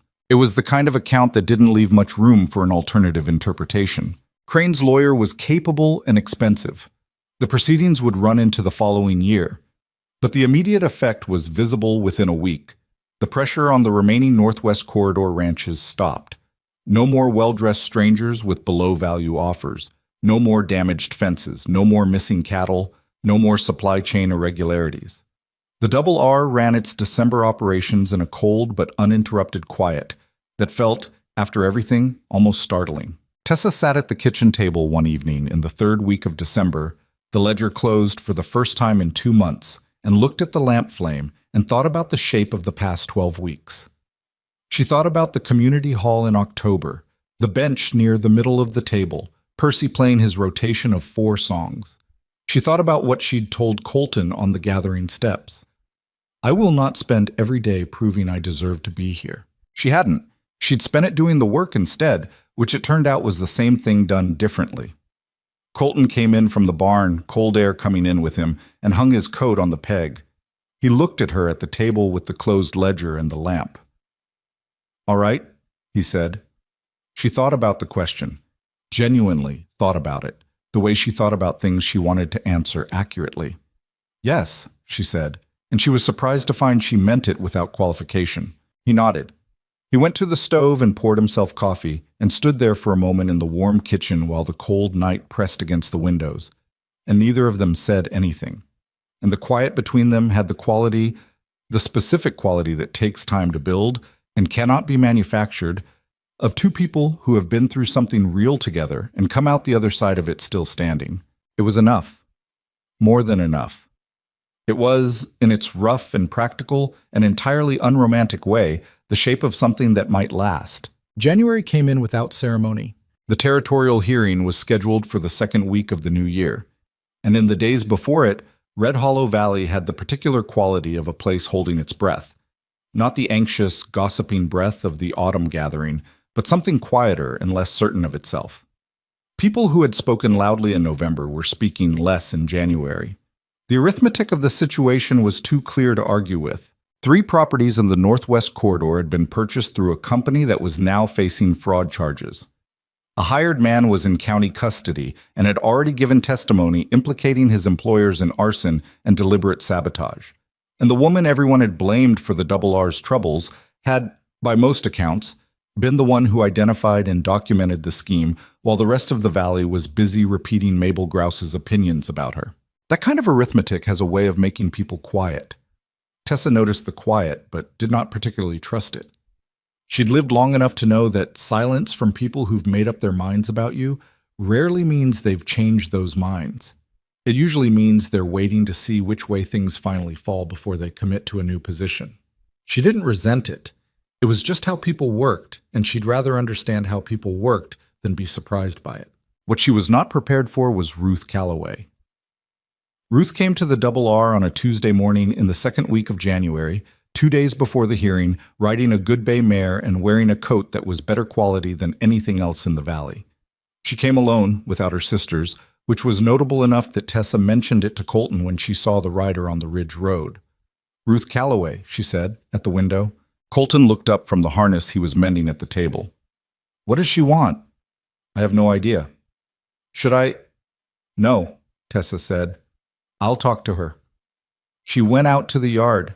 Ruth dismounted with easy grace and stood in the cold morning light with her reins in her hand, looking at Tessa with an expression that had none of the arch assessment of the gathering and considerably more complexity. "I won't take much of your time," Ruth said. "All right." Ruth looked out at the pasture, the east side, where the grass was still black-streaked under a thin layer of January frost. "My husband rode out there the morning after the fire," she said. "Aldous' spread. He wanted to look at the fencing along our shared boundary." She paused. "He found something." Tessa waited. "Boot prints," Ruth said. several of them, and the impression of a can set down in the mud. On the Crane side of our boundary fence, 30 yards from the Double R property line. She reached into her coat and produced a folded piece of paper. He made a sketch, with measurements. He didn't know what he was looking at then. She held the paper out. He knows now. Tessa took it. She unfolded it carefully. It was a competent hand-drawn diagram with measurements noted in clean numbers. The position of the prints relative to the fence post, the dimensions of the can impression in the frozen ground. She looked at Ruth. Aldis's lawyer has been telling people the arson charge won't hold, Ruth said, that there's no physical evidence placing any of his men on the Double R property. Her voice was flat and factual, the voice of a woman delivering information she has organized carefully. My husband's sketch places Belcher on the Crane side of our fence, which is adjacent to the northeast corner of your property. Combined with your testimony from the tree line, it closes the gap, Tessa said. Yes. Tessa looked at the sketch again. She thought about the territorial hearing, about Webb's organized case, and the holes Crane's lawyer was already probing. This diagram, placed in the record alongside her own eyewitness account, would make the physical trail complete. Why? Tessa asked. Not suspiciously, just directly. Ruth looked at her. Because Aldis Crane was willing to burn your barn and ruin your land and drive you and your husband off your property for the sake of a water corridor, she said. And my husband shares a fence line with him. She paused. And because what was said about you at the gathering was carried further than it needed to be, and some of it came from my table. It was not an elaborate apology. It did not ask for anything in return. Tessa respected both of those qualities. You should bring the sketch to Webb directly, Tessa said, before the hearing. He needs it from your husband as a witness, not through me. Ruth nodded. We're riding to the county seat this afternoon. Good. Tessa refolded the paper and handed it back. Thank you. Ruth took it, tucked it back in her coat. She looked at Tessa one more time with that complicated expression that had replaced the old assessing one. You're not what I thought you were, she said.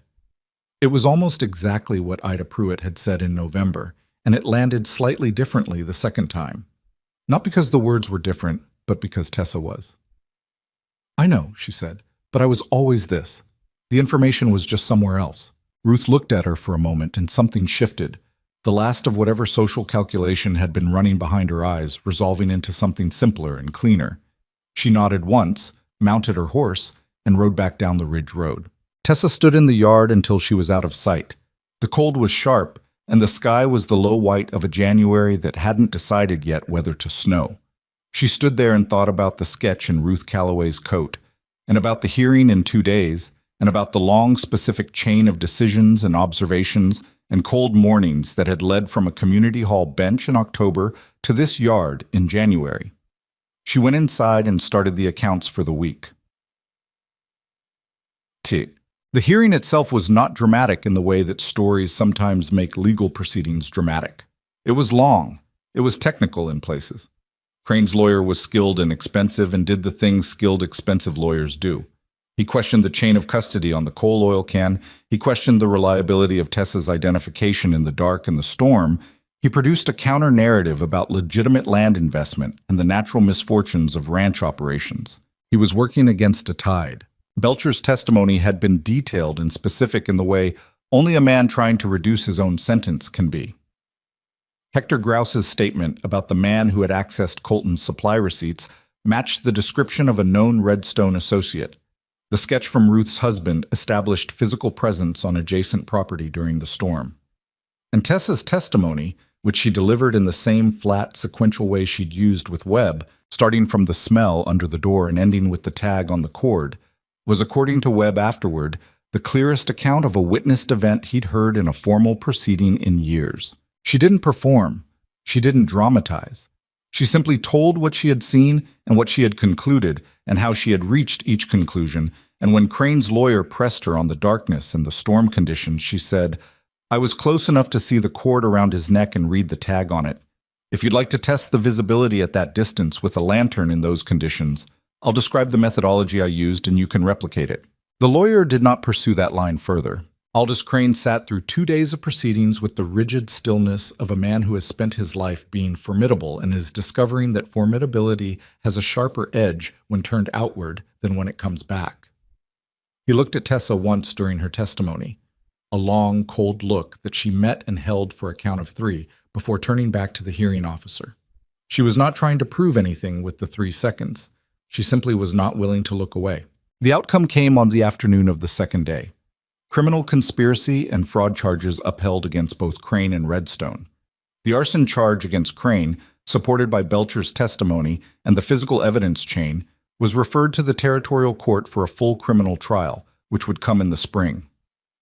The 3 land purchases made through Redstone Holdings, the Dibble property, the Farrell homestead, the parcel bordering the Double R's east fence, were placed under investigation for fraudulent misrepresentation and referred to the county land authority for potential reversal. Cassie Farrell, the widow who had sold her homestead in September, was sitting in the gallery when the referral was announced. She made a sound, quiet, involuntary, that was not quite relief and not quite grief, but something in between. The sound of someone who has been carrying a wrong decision and has just been told it might not have been entirely theirs to carry. Tessa heard it from 2 rows ahead and did not turn around. Colton was quiet on the ride home, not the closed quiet of someone processing badly, but the deeper quiet of a man letting something settle that has been unsettled for a long time. The countryside around them was white and still in the late afternoon. The snow had finally come, 2 inches of it, lying flat and clean over the hills and the road. Patch moved through it steadily, his breath showing in regular plumes. After about 20 minutes, Colton said, "It's not finished." "No," she said. "The criminal trial is spring. The land reversals will take longer. Crane's still a neighbor until then. He won't be doing anything to anyone's property while he's facing criminal charges," she said. His lawyer made sure he understood that. He nodded slowly. "Harlan Pruitt's land is safe. For now, and if the Dibble sale is reversed, there'll be legitimate buyers willing to pay fair value." She paused. "That's a year's work, probably, but it's moving the right direction." He drove for a while in silence. Then he said, "I've been thinking about the east pasture. The burned section, the black streaked grass, currently buried under 2 inches of January snow. What about it? Spring regrowth will be strong," he said. "Burned ground comes back, usually better than before if you manage it right." He paused. "I want to run the south herd on the east side next fall. Rotate the pasture use differently than I have been." He glanced at her. "It's a change to the grazing schedule. I'll update the ledger." He almost smiled. It was a small thing, barely visible in the cold afternoon, but she'd learned to read the small versions of his expressions over 3 months. "There's something else," he said. She waited. "The county authority is going to be looking at land management in the northwest corridor more carefully now, after everything." He kept his eyes on the road. Webb mentioned there may be a formal position, someone to track supply records and land transactions for the small ranch operations in the region, flag irregularities before they become the kind of thing we just spent 2 months dealing with. Tessa was quiet. "He asked if I knew anyone suited to it," Colton said. She looked at the road ahead, the white hills, the pale sky going gold at the edge where the sun was getting low. She thought about the ledger on the kitchen table, the double-marked entries, the page she'd titled "Things That Don't Add Up." She thought about Cassie Farrell's sound in the gallery. She thought about the Dibble brothers, whose land had been bought at a price they'd probably been too desperate to argue about. "It would take me away from the ranch," she said. "Part-time. Maybe 1 week in 3. "I know," he said. "The accounts here would need to be maintained in my absence." "You could train Emmett," he said. "He's better with numbers than he lets on." She looked at him. He was looking at the road, driving, his expression neutral in the way that was not actually neutral, but was him being careful about something. "You want me to take it," she said. "I want you to do what you're built for," he said, "which is more than keeping one ranch's books in order." He paused. "You told me at the beginning you wouldn't spend every day proving you deserved to be here. I believed you then. I believe it more now." He glanced at her briefly. "This isn't about what the Valley thinks of you. It's about what you're capable of, which is considerably more than what you've been doing." It was the longest direct speech she'd heard him make about her specifically. And he said it the same way he said everything, without ornament, without the performance of generosity, just the plain statement of what he observed to be true. She sat with it for a moment. The wagon moved through the white afternoon. "I'll speak to Webb," she said finally. He nodded, said nothing more. But his shoulders, which had been carrying a particular tension since before the hearing, settled slightly. But the valley thawed slowly, the way it always did. Not all at once, but in fits, patches of bare ground appearing through the snow in late February. The creek running fast and brown with snowmelt through March. The grass coming up tentatively in April, as if it wasn't sure yet whether winter had actually decided to leave. The east pasture came back the way Colton had said it would. The burned ground threw up new grass in early May, greener and denser than the sections that hadn't burned, the way cleared land sometimes does when it's been given a reason to start over. Tessa noticed it on a morning in the second week of May, riding the fence line on the gray mare she'd started using since January, when it had become apparent that her work for the county authority required more riding than she'd previously done in her life. She'd gotten better at it. Not natural. She would never be natural on horseback, but functional, which was what she needed. She stopped the mare at the northeast corner, the old cottonwood line, the fence post where she'd pushed through in the dark and the storm in December, and looked at the east pasture from a distance. From here you couldn't see the black marks anymore, just the grass, running even and green all the way to the ridge. She'd been to the county seat 4 times since January. She'd reviewed supply records for 6 ranch operations in the Northwest Corridor and flagged 2 irregularities that turned out, on investigation, to be simple accounting errors rather than anything deliberate.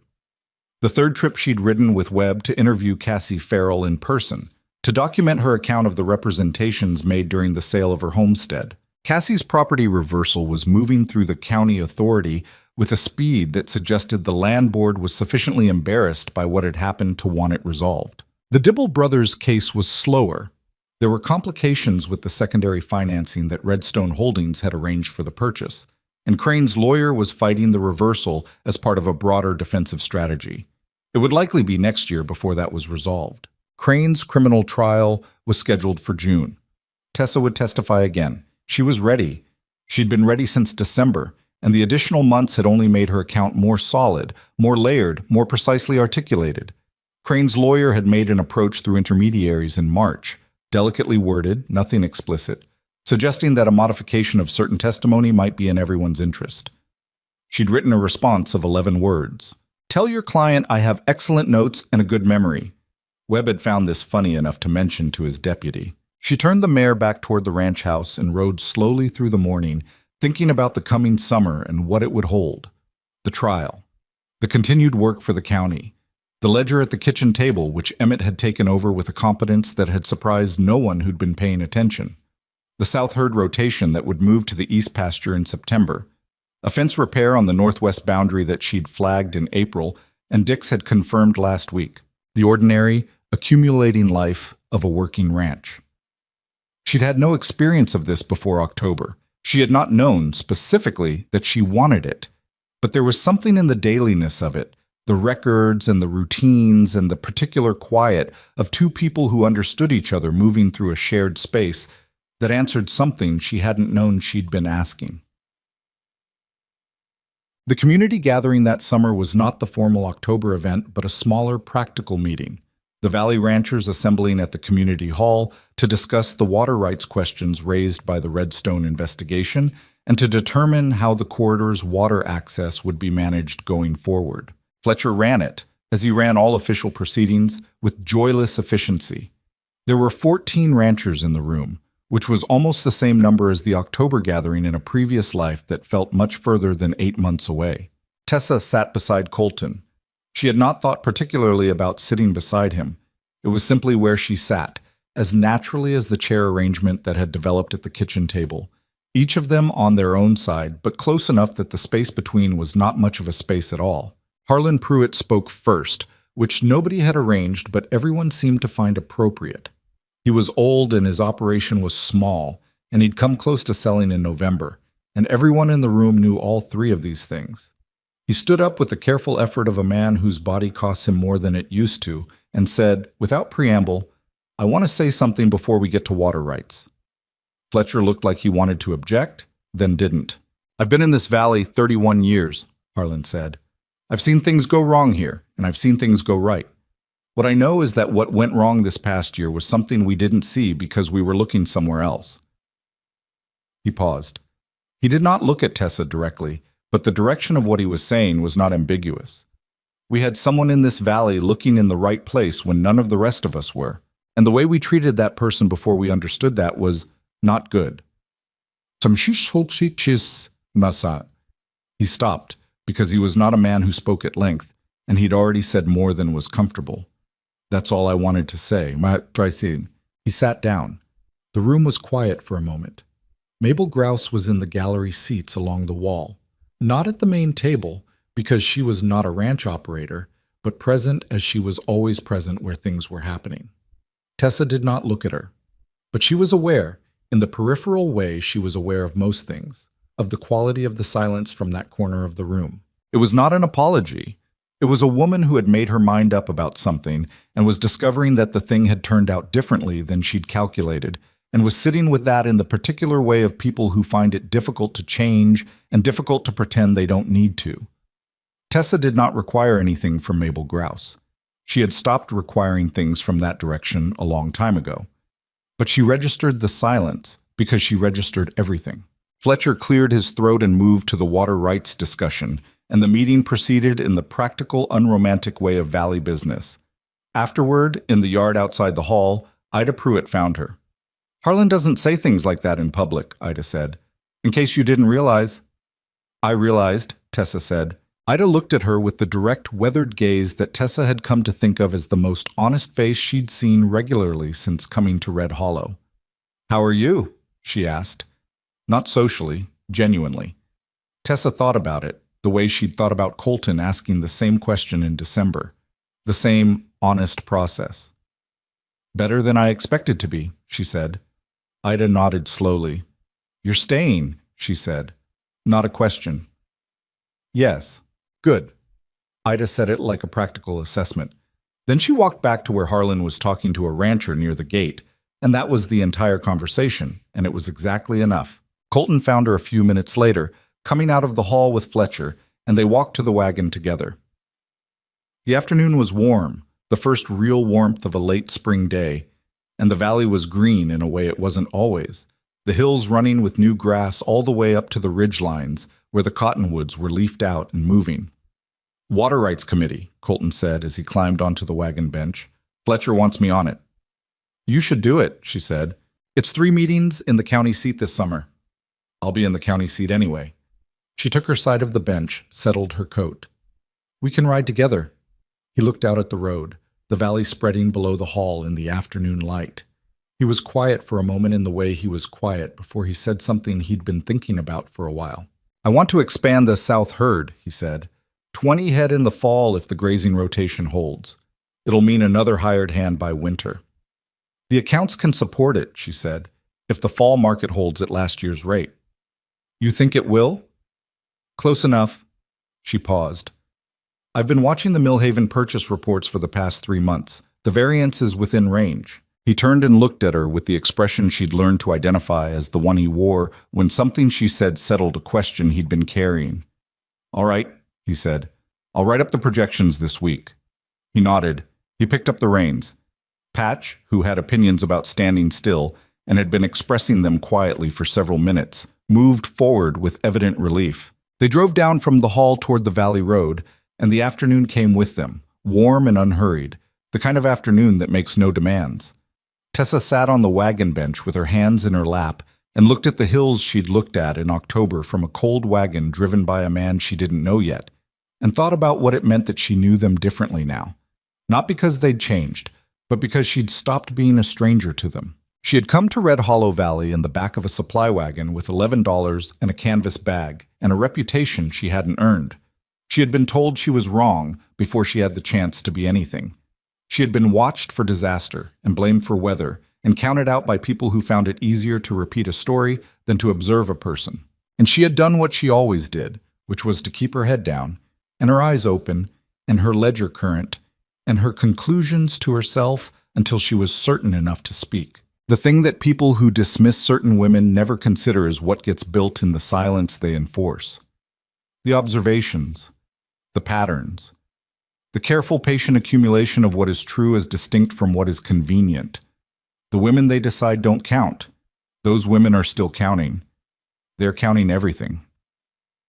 Tessa Hartwell had never stopped counting. And what she'd built in a valley that had written her off before she'd spoken a word had turned out to be the thing that held the valley together. She didn't think of it in those terms particularly. She was not given to self-mythology.